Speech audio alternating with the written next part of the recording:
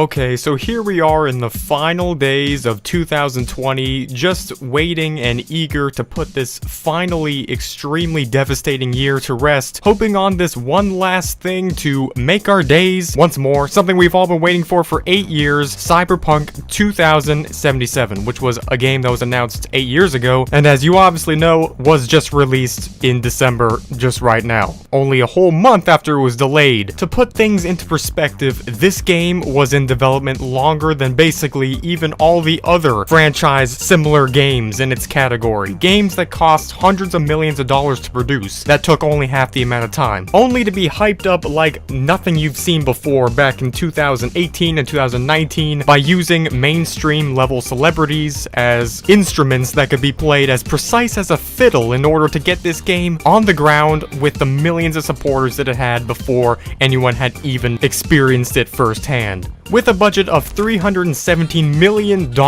with an actual estimated $1.5 billion when you factor in all of the advertising hype that they put in. You know, stuff like paying that one guy to be on the stage that time in 2019 and say that funny meme catchphrase. Yeah, basically a good portion of that went to that guy. Yeah, sure, 3D modeling isn't the easiest thing to do and can be quite time consuming and cost a lot of money, but no, that's actually nothing. So here we were, November 5th, waiting for the best thing of 2020 to finally transpire and give us what we were all waiting for, what we had all gone through, the horrendous experiences of this 360-something day period of time, just to receive this final present, close enough to Christmas to call it a Christmas present to make everything all better, just to end up receiving this.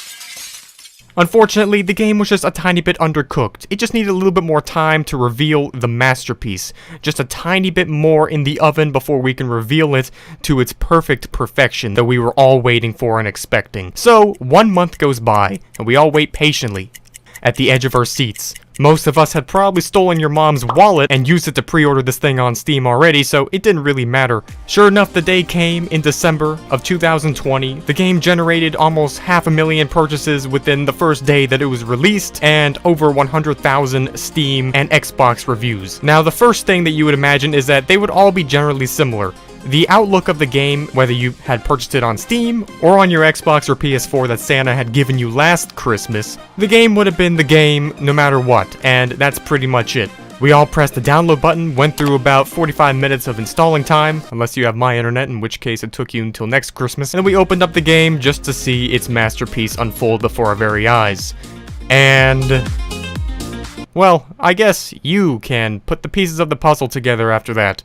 Now this is where we have to have a diverging of different opinions here, and this is where I'm going to lose a lot of people when it comes to your different outlook on the game. There's plenty of different ways to view this game, but I'm going to view it from the most objective and non-biased perspective as possible. It's not like it's a undercooked game in the way that you would imagine all undercooked games being. As a matter of fact, if you had purchased this game on your PS5 and then also purchased it on your PC, it would be equivalent to comparing GTA 4 to GTA Vice City. You would have probably actually confused the two if you had seen two people playing right next to each other. To understand precisely what went wrong, we need to know why people wanted to purchase this game. Number 1. They wanted to have a futuristic GTA 5. Number 2. They wanted to have a futuristic GTA 5 / Call of Duty. Or number 3, they just wanted to see, well, that. The story mode mission at least has a promising ending, but that's the difference. We could physically compare the game Cyberpunk with games that preceded its existence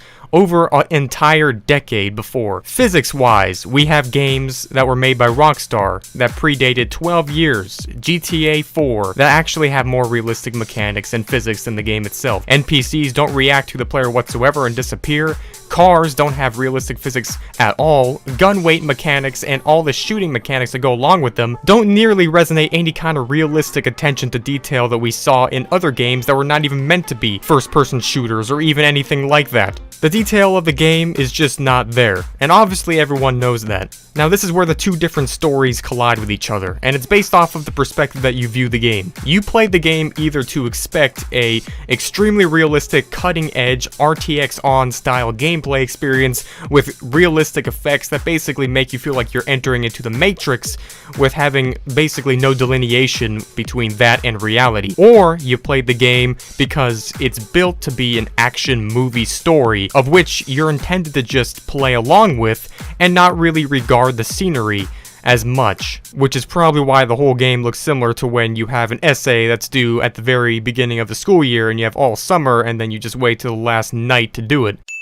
Clearly, CD Projekt did not intend people to view this game as a Just Cause type game where you look at the graphics, you look at the visuals, and you look at the details, physics, and all of the mechanics that represent the world that you are encountering as being the most important thing. As a matter of fact, they come almost second in every single regard. The glitches, the bugs, the undeniable, incountable amounts of errors that the game experiences just while normal, casual gameplay is nothing new, obviously. We just went through a period of time where Microsoft Flight Simulator, the first Flight Simulator game in that series to be released in almost 10 straight years, came out just to do the exact same thing. Disappoint people with an uncooked, bug-ridden game, which had errors despite the fact that it had a polished, clean-looking aesthetic to it. That's what we have here. We have $300 million in budget backing this thing, $1 billion in total, including the marketing, all backing just the meme behind this game. And that was the marketing strategy that worked. It was a brilliant idea, but unfortunately, there was no wind backing it to pack a punch. This game will be updated, obviously, and lots of these errors will be fixed, and plenty of things in the game will definitely be settled. When something is presented to be extremely good, extremely over-milked, saturated to the point where you could not possibly want to miss it,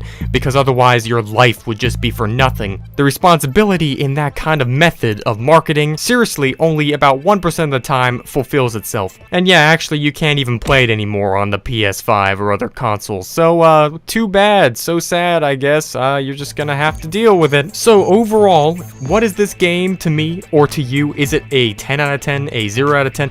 In my opinion, I don't even think it could possibly be rated because it's just not even on the same scale. It would be unfair to rank this as anything because clearly it should have never received the amount of attention that it actually did. It is in reality a very low budget, undercooked, not optimized, and very not smooth game disguised and presented to the general population on Earth as a very highly developed game. It's pretty much an imposter. It's basically like No Man's Sky all over again. So I really don't want to have to go down that entire road once more. I think we've done that enough, which means there also might be a very bright future for this game in time to come, depending on how well they take the criticism. Let's be real, it's not a bad story.